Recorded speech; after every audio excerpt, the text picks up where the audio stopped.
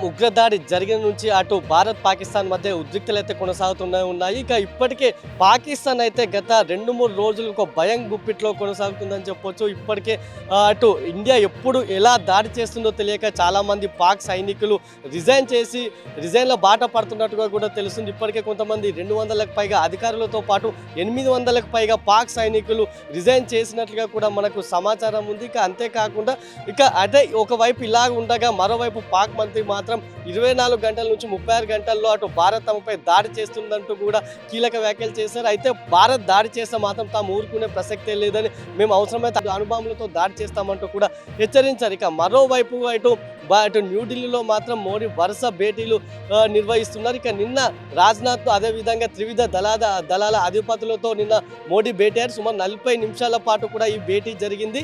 అయితే యుద్ధ సన్నద్ధత బాటు సరిహద్దులో భద్రతపై కూడా వీళ్ళు చర్చించినట్లుగా తెలుస్తుంది. ఇక అంతేకాకుండా ఇవాళ 3 కీలక భేటీలు జరగనున్నాయి. అందులో మొదటిది CCS cabinet committee on security, ఇది మోదీ అధ్యక్షతన జరగనుంది. దీంట్లో యుద్ధ సన్నద్ధతపై చర్చిస్తారు.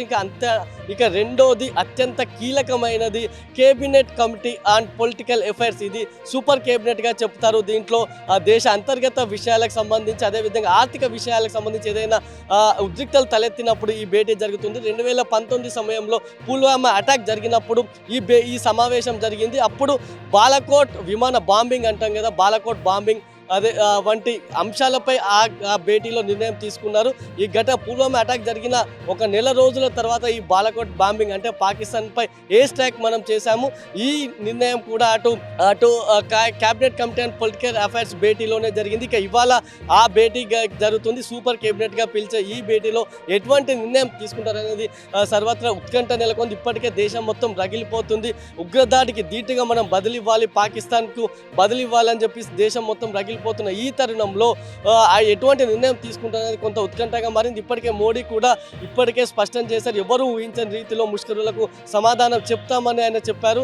దానికి తగ్గట్టుగా కూడా ఆయన వరుసగా 2-3 రోజుల నుంచి కూడా వరుసగా కీలక భేటీలు జరుపుతూ వస్తున్నారు. ఇవాళ సాయంత్రం కేంద్ర కేబినెట్ భేటీ కూడా జరగనుంది. ఈ 2 భేటీలు ఫస్ట్ CCS అదేవిధంగా CCAP cabinet committee and political affairs committee CCPA, ఈ 2 భేటీలో తీసుకున్న నిర్ణయాలను కేంద్ర కేబినెట్లో చర్చించి ఆ తర్వాత ఎటువంటి కీలక నిర్ణయం అయితే తీసుకున్నారు. ఇక ఇప్పటికే అటు పాకిస్తాన్కి సంబంధించిన వీసాల రద్దుతో పాటు సింధు జలాల ఒప్పందం రద్దు వంటి నిర్ణయాలు తీసుకున్న భారత ప్రభుత్వం మరోవైపు పాకిస్తాన్ ఎయిర్లైన్స్ సంబంధించి భారత గగనతలాన్ని మూసివేసే నిర్ణయంపై ఆలోచిస్తుంది. ఒకవేళ కేంద్ర కేబినెట్లో ఆ నిర్ణయం కూడా ఇవాళ తీసుకునే అవకాశాలు ఉన్నాయి. ఒకవేళ పాక్ ఎయిర్లైన్స్ కు భారత గగనతలం మూసివేస్తే మాత్రం ఆ దేశానికి తీవ్ర నష్టం వాటిల్లే అవకాశం ఉంది. అవి చుట్టూ తిరిగి భారత్ కాకుండా భారత్ చుట్టూ తిరిగి ఇతర దేశాలకు వెళ్లాల్సి ఉంటుంది. దీనివల్ల ఆ దేశానికి దీనికి సంబంధించి అటు 100 కోట్ల నష్టం వాటిల్లే ప్రమాదం కూడా ఉంది. ఇటువంటి తరుణంలో అటు ఒకవైపు ఉద్రిక్తలు కొనసాగుతున్నాయి. ఇటు భారత్ కూడా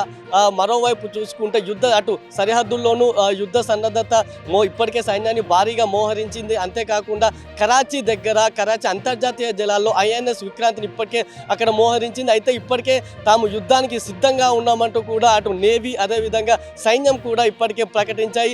మేము సిద్ధంగా ఉన్నాము, ఆదేశాలు వస్తే వెంటనే రంగంలోకి దిగుతామని కూడా చెప్పారు. అయితే నిన్న మోడీ జరిగిన రాజ్నాథ్ సింగ్ అదేవిధంగా త్రివిధ దళాల అధిపతులతో జరిగిన భేటీలో సైన్యానికి అయితే ఒక ఫ్రీ హ్యాండ్ ఇచ్చారు.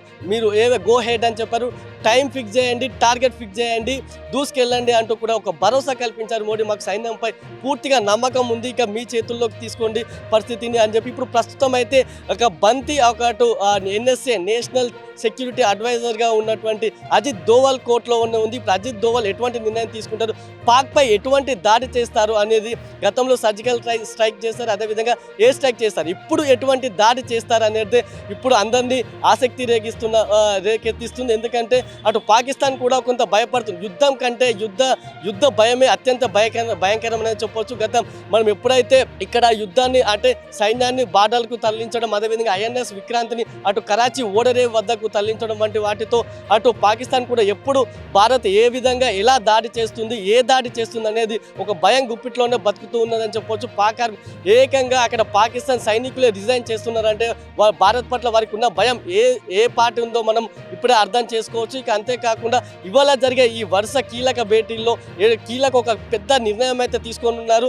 ఆ పెద్ద నిర్ణయం తగ్గట్టు సైన్యం కూడా దానికి ఇప్పటికే అన్నిటికీ సిద్ధమై రెడీగా ఉన్నది. ఒక ఆదేశాలు హైకమాండ్ ఇప్పుడు కేంద్రం నుంచి ఆదేశాలు వచ్చిన వెంటనే అక్కడ సైన్యం కూడా రంగంలోకి దిగుతుంది. దీనికి సంబంధించి రానున్న 1-2 రోజులు మాత్రం అత్యంత కీలకం కానున్నది.